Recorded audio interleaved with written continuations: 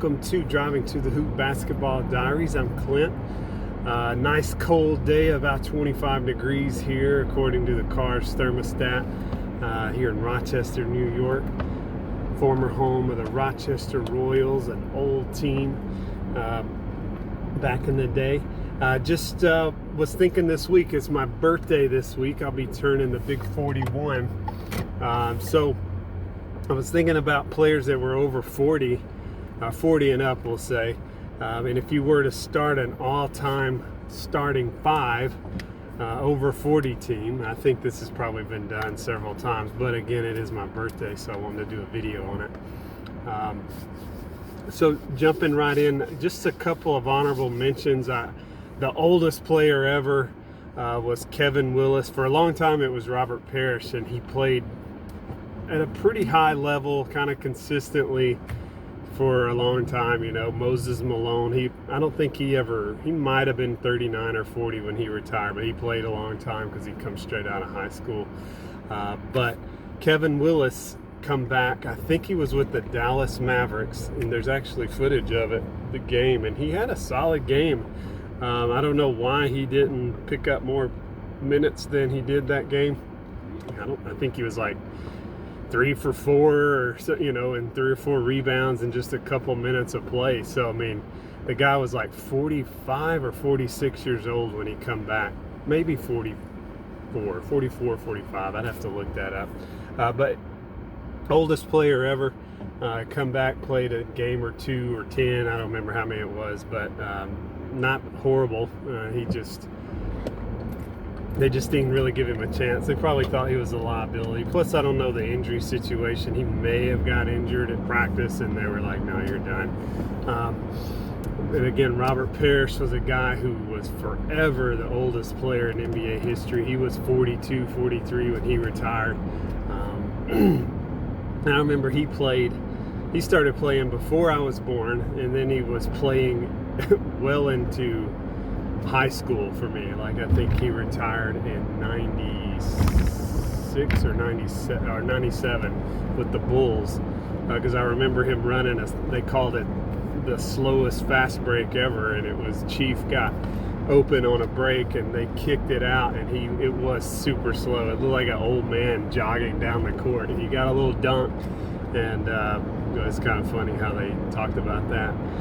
But if I were going to do a team that consisted, our starting five, of players over 40, myself excluded, now I would probably, start with a couple of obvious ones. Your point guard would have to be John Stockton, right? I mean, if you go back and you look at him playing with Utah for all those years, he played 18, 19, 20 years, somewhere in there, and he was still solid his last year with the Utah Jazz.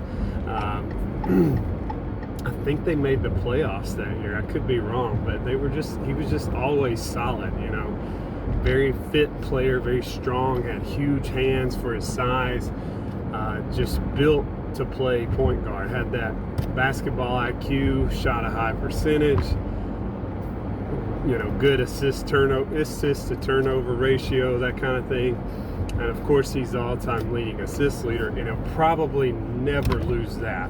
Kareem might lose his scoring title one day to LeBron, I think, but we'll see. But we'll get into that. And then your shooting guard, pretty obvious there too. To me, was the best over 40 player ever was Jordan, Michael Jordan, when he come back with the Wizards.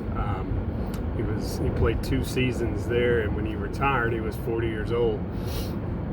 And he had, some good games. I mean, he got up, I think he's the only player ever to score over 40 over the age of 40, He had 45, and he had 50 plus a couple of times at 38 or 39. So he was still an explosive player. And actually shot a good percentage, or not good, but he improved a little his second season. I think he just kind of calmed down and decided, I'm not going to take as many shots, and so his field goal percentage went up. And he had a good final season there with Washington. He averaged a solid 20 points a game, and still had some highlights, a couple of buzzer beaters, that kind of thing. They didn't make the playoffs, but they were okay. You know, they had some potential. If he'd have joined them maybe a couple of years sooner, they might could have put something together and had a little playoff run. Who knows? Because they had some talent, but nothing spectacular. And then your small forward, to me, the greatest in-game dunker. First or second best in-game dunker ever, and could still, you know, do windmills into his 40s. Was a guy, he bounced around a lot throughout his career. He started out in Toronto with Vince Carter, had some great years in Toronto, had some great years in Orlando and New Jersey, but beyond that, he kind of slowed down a lot. You know, he was on that Dallas team that had a nice little run there, and then after that, he kind of slowed down pretty major slowdown after that. But he was always consistent. He was always an underrated clutch shooter. He was a guy who had some buzzer beaters and late game go-ahead shots. He was a good clutch player. People know him just for his dunks, but he turned into a nice shooter. He kind of had that Larry Bird type, you know, kind of long arm shot. You know, his highlight reel slowed down obviously with age, and that's normal. You know, that's going to happen with any player. They're going to slow down. But definitely a solid player into his 40s, a contributor and a leader on his teams. He wasn't somewhat like Robert Parrish his last couple of years there. He really wasn't much of a contributor, especially with the Bulls. He was just there. But Vince he played minutes, you know, he got a lot of minutes, and people looked up to him. And I honestly thought, and it would have been, I hope he doesn't regret it, but at the same time, I feel like he does. If he had done the dunk contest the last year that he was able to do it, he had nothing to lose, because if he won it, it would have been the greatest dunk contest moment of all time. If he comes up short and he screws it up, oh well, he's 42 years old, right? Or 41, 42 years old. Who cares? They're not going to judge him for that. He had nothing to lose. He should have done it, but he didn't. Oh well. Then the power forward position, I think it's pretty obvious, although you can make some arguments, but I kind of feel like Karl Malone was still more than capable his last year or two there when he was up around 40 years old. He slowed down, you know, with the Lakers there, but he was still a contributor, and he was double-digit scoring, and you know, I think they went to the finals that year. They had a good team.